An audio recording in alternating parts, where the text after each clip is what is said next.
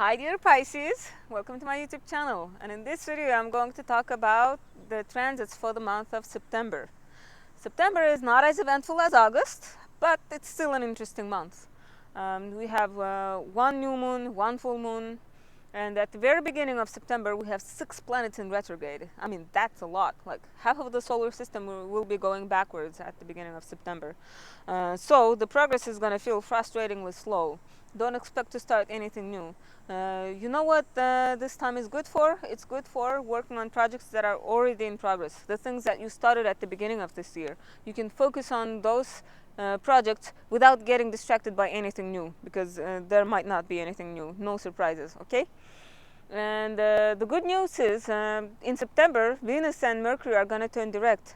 And they are personal planets. And when personal planets are retrograde, they affect our daily life. We can really feel it. Like Mercury retrograde, for example, it affects our communication. There are misunderstandings, the emails sent to the wrong person, like forgotten attachment to the emails and stuff like that. You forget your keys, you forget stuff, you lose stuff. So Mercury retrograde is frustrating. And then Venus retrograde, it affects our relationships, our finances, our self-esteem. So yeah, like it affects our daily routine really like strongly. So when they do turn direct, it's a huge relief, because our daily routine is gonna start feeling normal again. Yeah, and so now I'm gonna do the overview of outer planet transits. Let's begin with Pluto, because it's the furthest from the sun. Pluto has been in Capricorn for the past 15 years, and Pisces, for you, that is your 11th house. So your friendships probably have been going through transformations, like slowly, like in very subtle ways. I mean, change is a normal part of life, obviously, but when it comes to your friendships, the transformation probably has been a little bit more intense than usual, okay? And the thing about the outer planet transits like Pluto is that you feel it the most when it makes an exact conjunction to your planets. So some Pisces, especially the millennials, those born in the 90s, you probably have Pluto going over your Uranus and Neptune in Capricorn, especially the late 90s Pisces, like 1997, 1998, yeah. And those are generational planets. Pluto is also generational. So whatever challenges you are experiencing, rest assured that everyone born in your year is experiencing that. So it's your generation going through those. For example, when Pluto going over my Uranus and Neptune 3 years ago, that's when coronavirus started. Yeah, that like affected my career stuff. Like I couldn't go to work. Yeah, so but the thing is, I could see that everyone in my generation, I mean the entire world, was experiencing that. Yeah, so whatever you are going through, the challenges, it's generational.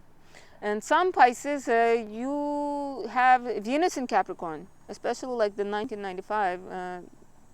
Yeah, so when Pluto is conjunct Venus, that can bring transformations, like in relationships, like intensity, power struggles, okay? On a good note, if we try to look at it positively, it makes you shed the values that are no longer relevant to you. Yeah, maybe you will love in a different way after this transit.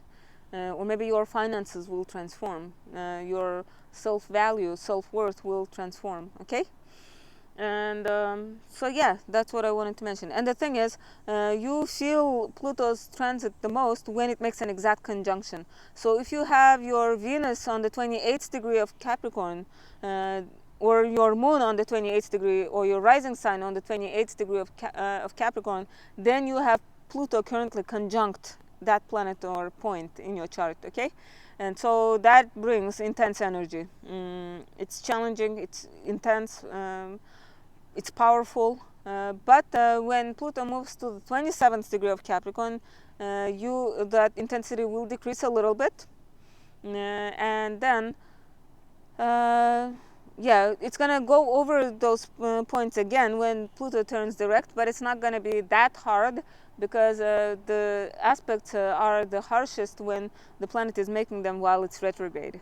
Does that make sense? Yeah, okay. So next is Neptune in Pisces in your sign. uh, Dear Pisces, like, I don't know how you've been feeling about this transit. Neptune has been in your sign for a decade this year. Please let me know in the comments how your life has been in the past 10 years. Because normally you would expect Neptune to be like a very spiritual, very creative, inspirational planet, right? But what I'm seeing is like, I don't know, it's fake news, mental illness on like collective level, like victimhood energy. That can be like a Piscean theme on the negative side. Like so Neptune rules collective subconscious, and so Neptune in Pisces has been giving us all of these fake news. Have you noticed that like it's nearly impossible to trust the media anymore? Like even the most respectable news papers like the New York Times, you cannot trust them anymore. There is no objective journalism anymore. So they're all trying to promote their point of view, their beliefs. It's like they blatantly ignore the truth. It's like, what happened to journalism? And I tend to blame Neptune in Pisces, like confusion on a mass scale. But I guess what Neptune in Pisces is asking is get in touch with like inner spirituality, get in touch with your inner truth, with your uh, like conscience, yeah, with your conscience, inner conscience, because that's what unites us as humans, the sense of conscience. Um, yeah, and so, and as you know, as you can notice, like spirituality is at its lowest nowadays. We live in crazy times. Like there are lies everywhere. There's mental illness everywhere. It's like spiritually, like we are ill. Like, and I don't know why, but Neptune in Pisces is not bringing much healing to our spirituality. I really don't know why. But I guess what Neptune is doing is bringing all those problems to the surface so that we can address them. Does that make sense? Because like, you know, when we get sick, our body raises the temperature. It's like alerting us that there is something wrong. And so, and that high temperature, the illness kind of like starts curing, our immunity starts attacking the illness. So I hope that's what we are doing on collective level. I really hope so. um, yeah, so Pisces, those of you who were born on the late degrees of Pisces, like March 18th, 19th, 20th, you are experiencing Neptune conjunct your Sun, and that can be confusing. Dear Pisces, if you are going through a confusing period at this time, please remember that this is temporary. Okay, try to use this time for creativity, divine inspiration, maybe devote time to spirituality. Pisces, you guys are very spiritual, so uh, get in touch with your spiritual side.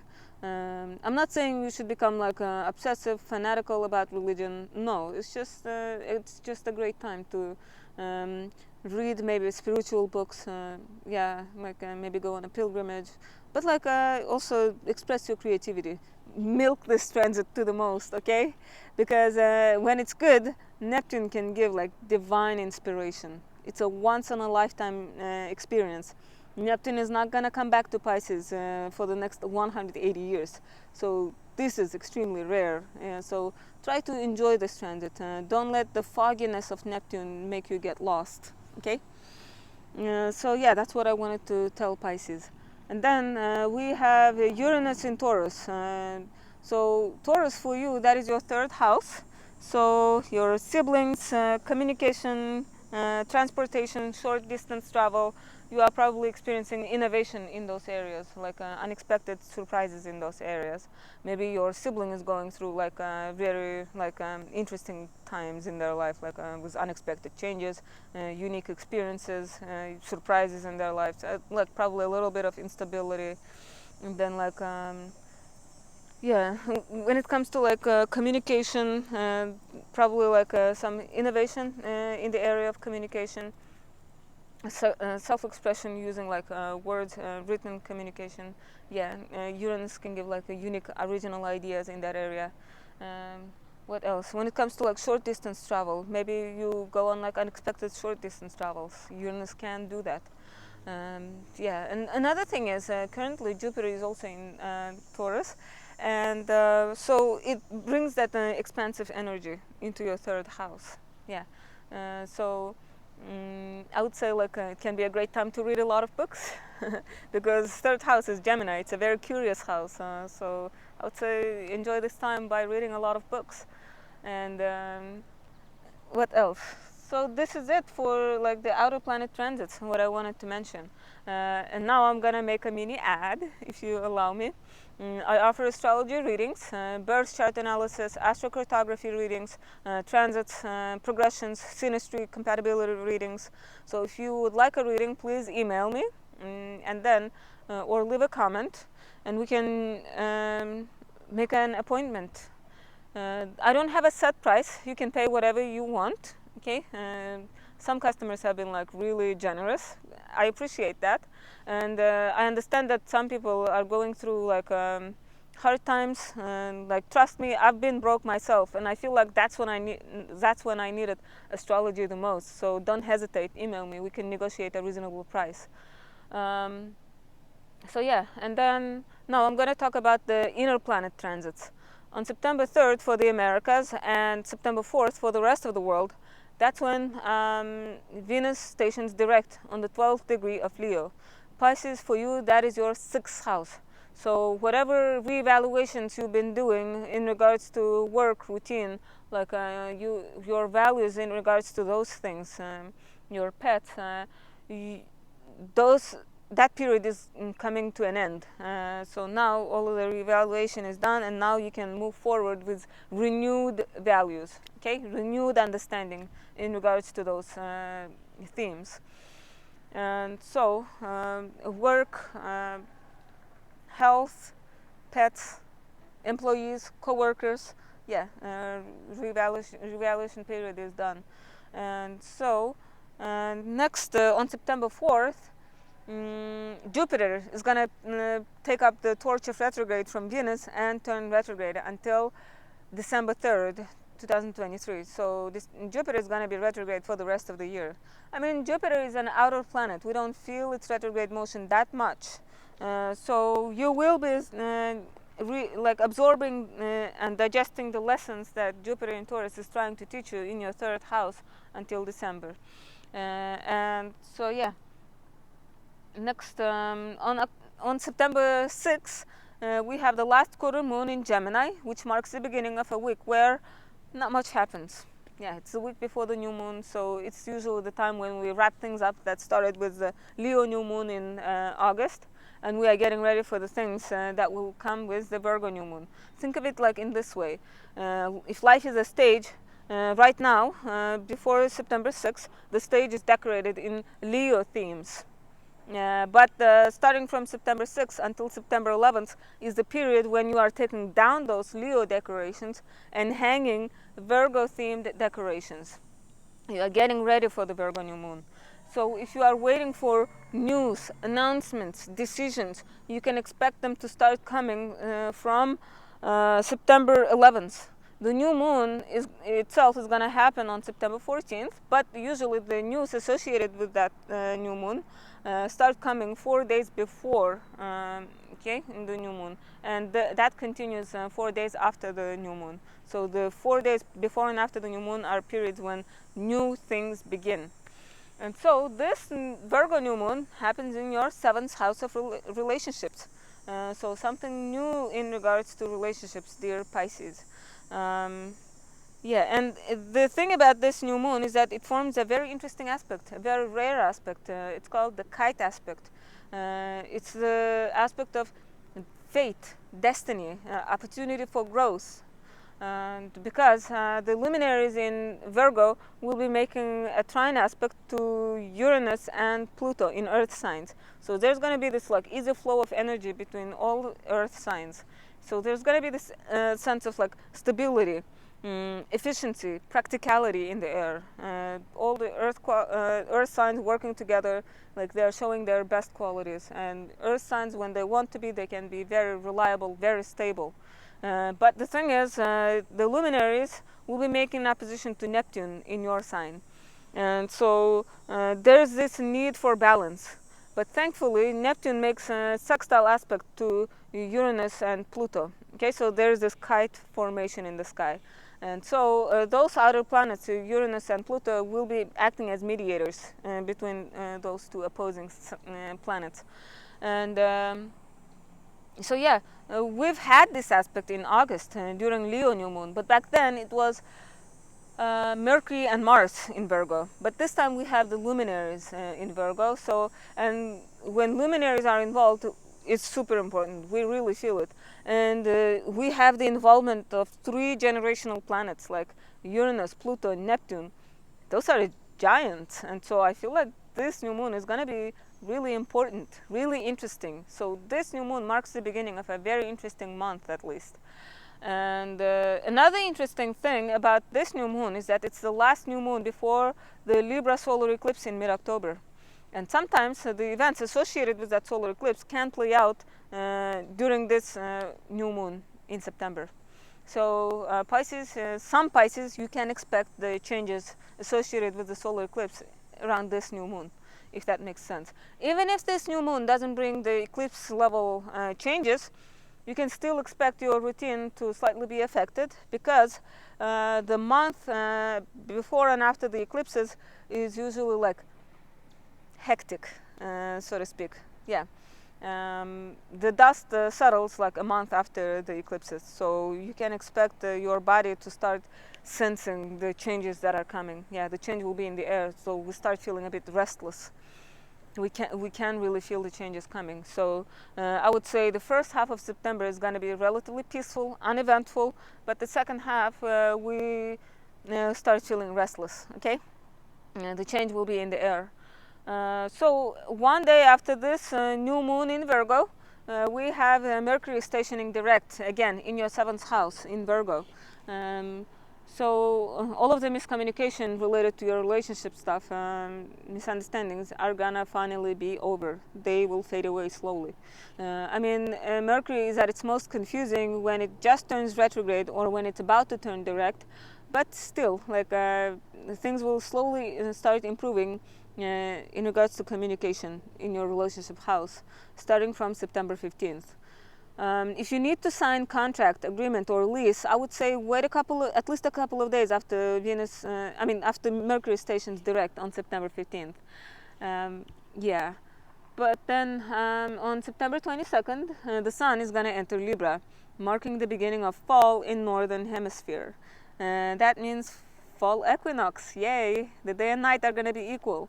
So the Sun is gonna start illuminating your house of shared resources, other people's money, your partner's money, intimacy. Okay, and the Sun is gonna start getting ready for the eclipse in that house. So Pisces, you will have an eclipse in that house in October, but I'm gonna talk more about that in a separate video and in my October video. And so enjoy the peace in September, because October is going to be hectic. And what else? On September 29th, we have a full moon in Aries, on the 6th degree of Aries. And so that means the luminaries are going to be illuminating your money houses. The full moon is going to be in your house of money, the money that you earn, your savings, your resources, your material possessions, your valuables, your own values. Okay, that area is lit up by the full moon, and then the Sun will be illuminating your partner's money, your shared resources, your like loans and stuff, and the money that you borrow from banks, your intimacy, okay, your partner's self-worth. So you can see those two areas are illuminated, requiring balance. So you'll be focused on those themes at the end of September. And so full moons are usually fruitions, illuminations, completion. So you can expect some sort of like illumination, completion regarding your money matters. Yeah, shared resources.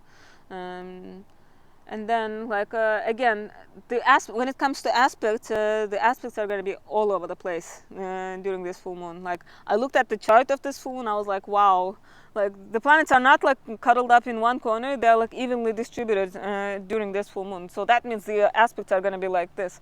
Imagine the movies where there are like lasers, right, and people move through lasers. Yeah, it's going to feel like that during this full moon. So I feel like our emotions are going to be all over the place too. But don't worry, like full moons is usually like the peak, and that's when we are the most moody, emotional, and because of Aries, probably more temperamental and impatient. And so yeah, expect that at the end of September. So 4 days plus or minus around this full moon. Expect people to be temperamental, aggressive, maybe emotional, impulsive, yeah, impatient. And another thing about this full moon is that it's the last full moon before the lunar eclipse in Scorpio on October 28th. Again, the events associated with that Scorpio lunar eclipse might play out around this Aries full moon. Okay, I'm not saying this can happen to all Pisces, I'm just saying to some it might. Okay, and so yeah, this is it for September, dear Pisces. I hope you enjoyed this video, and as I said, this September is not as eventful as October, I mean not as August, so enjoy the peace of this month. At least the first half of September should be peaceful and calm, and then the second half you'll start getting ready for the eclipses. Yeah, and we have that really interesting new moon in your 7th house, so it should be something interesting in your relationships, maybe something interesting in your partner's life.